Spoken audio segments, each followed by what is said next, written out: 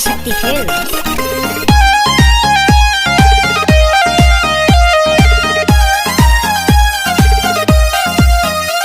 तार best figure छेदता जिगर कोना माटी से गढ़ल तहार दहिया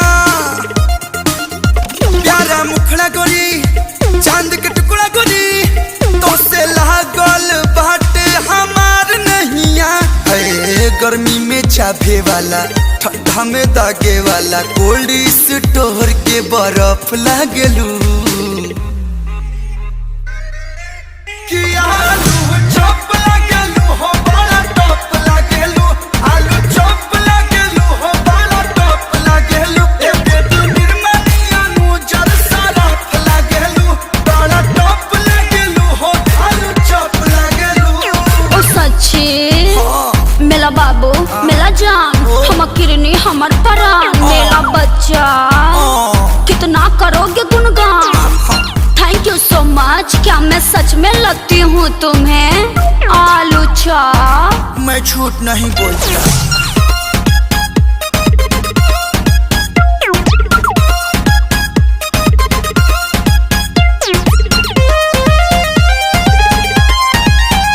तोहर खुलल खुलल केसिया करत बाई सारा एगो बात कहे के मन करे बाकी डरता दिलवा बेचारा उठावा से मधु छुएला झुमी झुमी बलिया गाली छुएला केहू जिता केला दाती अंगुरी काटेला हिट बारू तू तो न फलप लगलू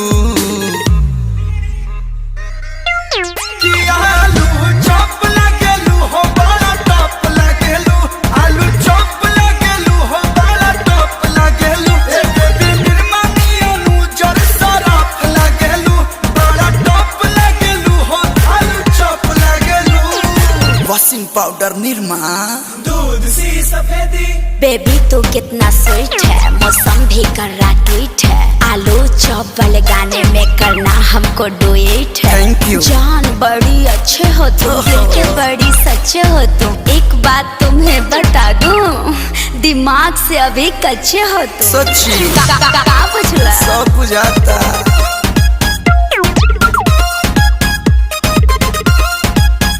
दिल को हत बाटे थैंक यू वो अद्भुत भगवान के जे मालिक बन गईनी अतना सुघर सामान के ई जमाना जे करप मरेला उ प्यार तो कलुआ से करेला दुधिया गोराई तू हर जान लेके जाई हमार जीते वाला तू तो वर्ल्ड कप लागेलू